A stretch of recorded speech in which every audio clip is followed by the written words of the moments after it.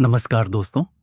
आज पेश है प्रसिद्ध लेखक खुशवंत सिंह जी द्वारा लिखी कहानी दौलत राम की मौत।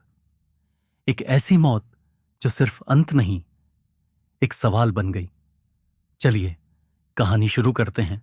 जिस दिन दौलत राम की मौत हुई, कुछ ऐसी बातें घटित हुईं जो उनके बेटे को, जब वह उन घटनाओं को अपने दिमाग में घुमाने फिराने लगा, काफी कुछ अजीब सी लगीं। 21 जुलाई को सवेरे रंगा को पहली चेतावनी प्राप्त हुई। वह एक रेस्तरां में बैठा सवेरे की दूसरी कॉफी पी रहा था। इस रेस्तरां में वह हर रोज जाता था। यह साफ सुथरी अच्छी जगह थी, जिसकी सजावट टीक की पट्टियों से, जिनके चारों ओर सुनहरी लाइनें खींची थीं, की गई थी।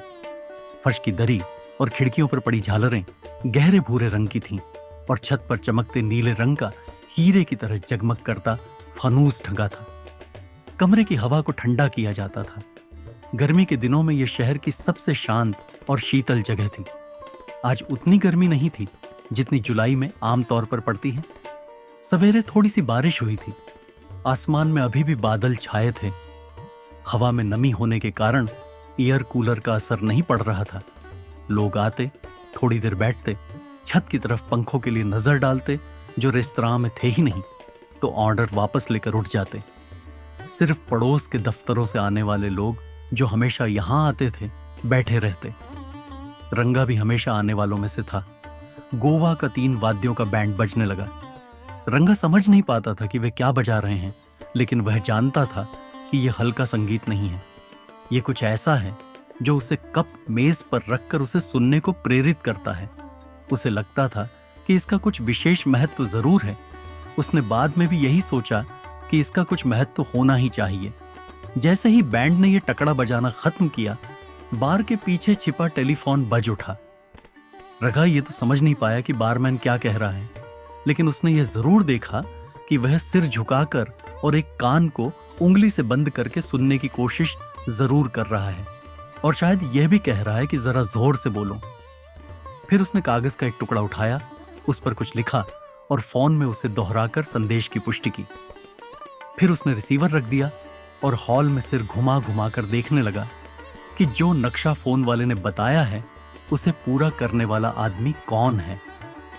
लाइट हाउस की रोशनी की तरह उसकी आंखें इधर उधर घूमी और रंगा पर आकर टिक गईं। रंगा ने उसकी नजर बर्दाश्त न कर पाने के कारण अपना सिर नीचे कर लिया। बारमैन को पूरा संतोष हो गया, तो वह उठकर रंगा के पास आया और कहने लगा, आपके लिए टेलीफोन है सर। रंगा ने यह नहीं सोचा कि बारमैन सबसे पहले उसी के पास क्यों आया, या यह कि उसने नाम पूछकर निश्चय क्यों नहीं किया और एकदम कह दिया कि आपके लिए टेलीफोन है। जब बाद में उसने इस पर सोचा, तो उसे याद आया कि बारमैन के उसके पास पहुंचने से पहले कि वह उठकर खड़ा हो गया था, और उसे यह भी याद आया कि उसने किसी तरह यह भी महसूस कर लिया कि खबर अच्छी नहीं होनी चाहिए। यह पहली दफा ऐसा नहीं हुआ था कि रेस्तरां में उसके लिए फोन आया था। उसके बहुत से दोस्त जानते थे कि वह 11 बजे यहां आकर कॉफी पीता है। वह हमेशा दफ्तर से निकलने से पहले कहता, मैं कॉफी पीने जा रहा हूं, कोई खास बात हो तो संदेश भेज देना। लेकिन वह समझ गया था कि यह फोन न उसके किसी दोस्त का है, न दफ्तर से आया है। उसने फोन लिया तो किसी ने कहा, फौरन घर आ जाओ, तुम्हारे पिता बीमार हैं। उसने फोन करने वाले का नाम भी नहीं पूछा। बात बड़े साधारण ढंग से कही गई थी। बाद में रंगा को लगा कि कोई बूढ़ा आदमी था। रंगा घर लौट आया। ये पहली बार दौलत राम अचानक बीमार नहीं हुए थे। समस्या उनकी पित्त बढ़ने की थी। भोजन में जरा सी असावधानी पेट में जबरदस्त दर्द पैदा कर देती थी। तब मार्फिया के इंजेक्शन और दूसरी दवाएं देकर उन पर काबू पाया जाता था। दर्द तो बंद हो जाता, लेकिन उन्हें 2 हफ्ते बिस्तर पर बिताने पड़ते। तब वह बड़ी शांति से वक्त बिताते और अपने घर वालों को इकट्ठा करके उन्हें समझाते कि गलत खाने से ही सब बीमारियां पैदा होती हैं, और अब वह बिल्कुल सादा और उबला हुआ खाना ही खाएंगे और निश्चित समय पर ही खाएंगे।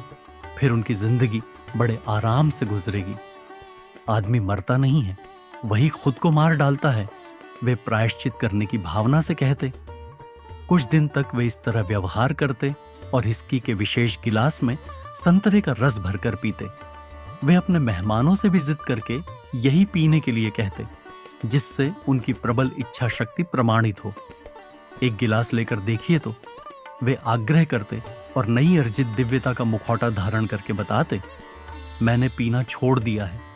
40 साल तक डटकर पीने के बाद अब छोड़ पाना आसान तो नहीं हुआ, लेकिन अब वह कमी महसूस भी नहीं होती। दरअसल अब मैं ज्यादा स्वस्थ महसूस करता हूं। इसके बाद कहीं बाहर जाने का निमंत्रण मिलता तब एक छोटा पैग लेते, सिर्फ एक छोटा पैग। डॉक्टर कहते हैं कि इससे कोई नुकसान नहीं होता। फिर 1 के 2 हो जाते और 2 के 3। फिर उन्हें छविस्की के लिए बाहर जाने की जरूरत ही ना होती। वे अपने नौकर को इतने साधारण ढंग से लाने को कहते जैसे पठन कक्ष, स्टडी रूम से चश्मा मंगवा रहे हों। जब पत्नी किसी काम से बाहर जाती तो एकदम गटक जाते और एक और मंगवा लेते। इसे वे आराम से इस तरह पीते जैसे पहला पी रहे हों। और डिनर से पहले एक छोटा पैग कोई नुकसान नहीं करेगा कि दलील देकर पी लेते। अगर पत्नी जरा भी नाक भौं सिकोड़ कर देखती तो पूछते कि हर वक्त टीका टिप्पणी क्यों करती है। इस तरह की दलील देकर 3 या 4 पैग हिस्की पी लेते, कुछ आराम से और कुछ जल्दी से घटक कर पेट में चली जाती। फिर देर से डिनर होता तो इस उबले हुए खाने से फलाने के यहाँ की तली हुई मछली कितनी मजेदार होती है, हमारा रसोइया वैसी क्यों नहीं बना पाता। या हमें मीट और अंडे और उनके साथ गाजर मूली भी खाना चाहिए, इनमें प्रोटीन होता है।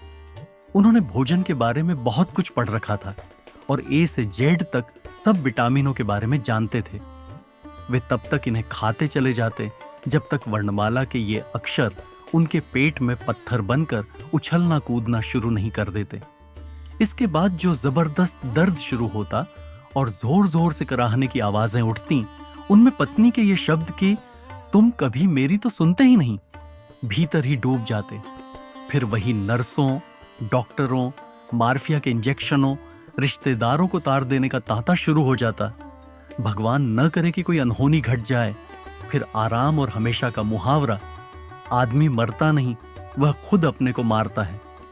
पहली 2-3 दफा तो रंगा को ये चेतावनियां काफी परेशान करने वाली ही लगी। घर में पूछताछ की गई, जरा सोचकर बताओ पापा की उम्र अब क्या होगी। और अरे ये तो कोई ज्यादा नहीं है। इसके बाद वह कुछ निश्चिंत हो गया। अब वह पहली बात यह कहता तो फिर शुरू हो गए। लेकिन इस बार जैसा मैंने पहले कहा, रंगा को लग रहा था कि मामला गंभीर है। बाहर का मौसम भी खराब था। सूरज काले घुमड़ते बादलों से बेतरह लड़ रहा था जो उसे बार बार ढक लेते थे। जरा भी ठंडी हवा नहीं चल रही थी और बगीचे के पेड़ जैसे मुंह लटकाए खड़े थे। और घर भी, हालांकि ये कहना सही नहीं लगता, विधवा की तरह दुखी दिखाई दे रहा था। इसकी वजह घर की दीवारें थीं। इक्ज़ोरा की जो बेल चारों तरफ अपनी हरी भरी पत्तियों और खिले हुए गुलाबी फूलों से लहलहाती फैली रहती थी, इस समय जगह जगह से खुश्क और खाली नजर आती थी और लगता था कि घर को जैसे लकवा मार गया है। इस समय वहां एकदम शांति छाई हुई थी, कहीं कोई दिखाई नहीं दे रहा था।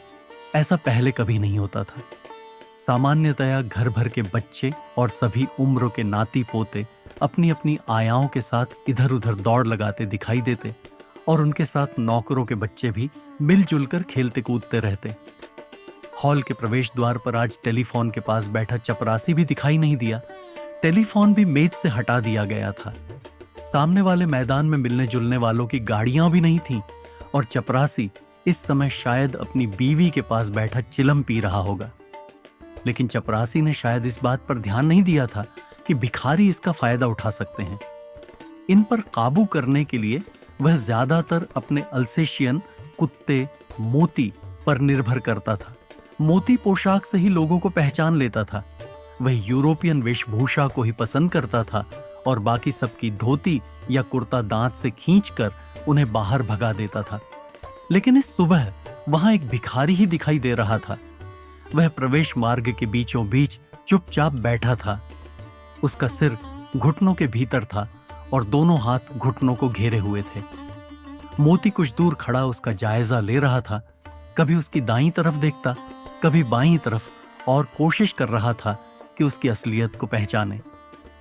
रंगा कार से बाहर निकला तो हमेशा की तरह उसने उसका स्वागत नहीं किया। भिखारी पर न किसी के आने जाने का और न कारों की आवाज का कोई असर पड़ रहा था। क्या चाहिए तुम्हें? रंगा ने डपटते हुए उससे पूछा। भीख मांगने के बारे में उसके विचार बड़े कठोर थे। बूढ़े ने धीरे धीरे अपना सिर उठाया। 80 से ज्यादा का लग रहा था।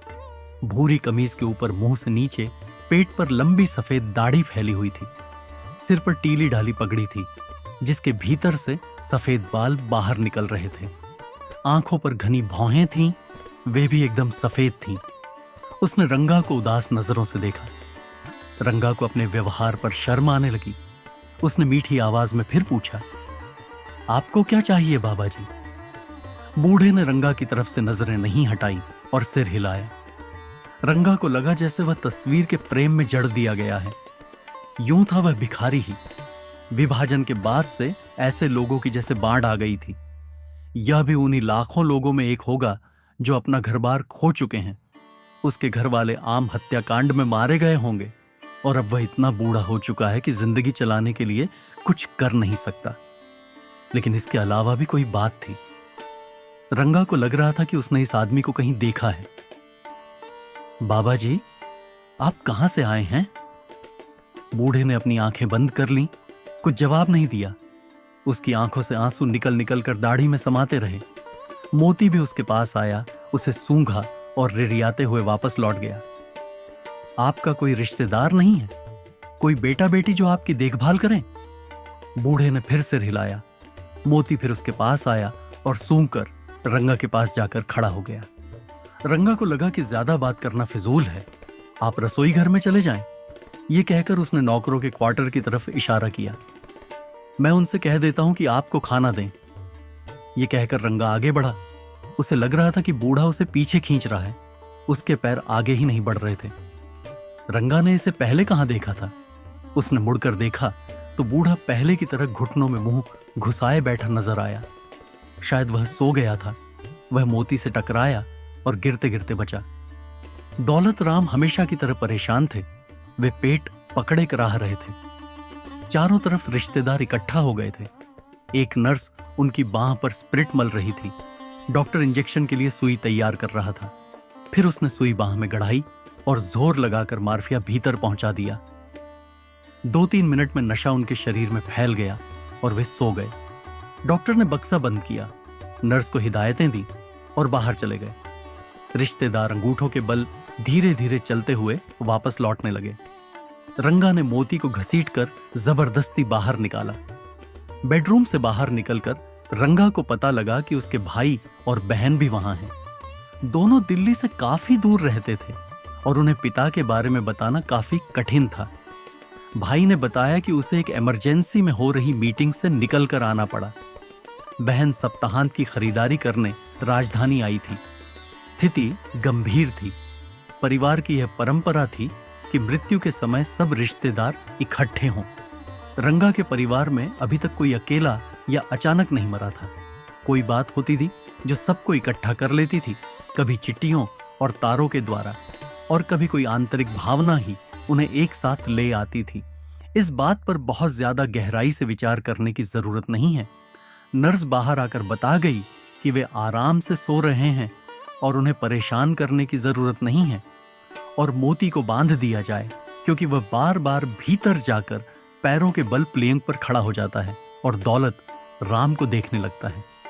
जब लंच दिया गया तब रंगा को बाहर बैठे भिखारी की याद आई। वह मेज पर बैठा भाई से बात कर रहा था।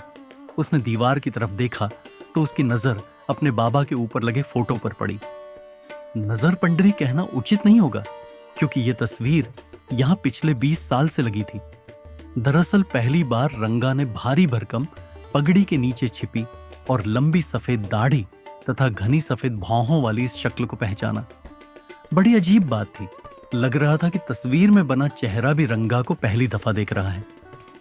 रंगा का चेहरा पीला पड़ गया। वह बेवकूफों की तरह आंखें फाड़े उस शांत चेहरे को देखता रहा।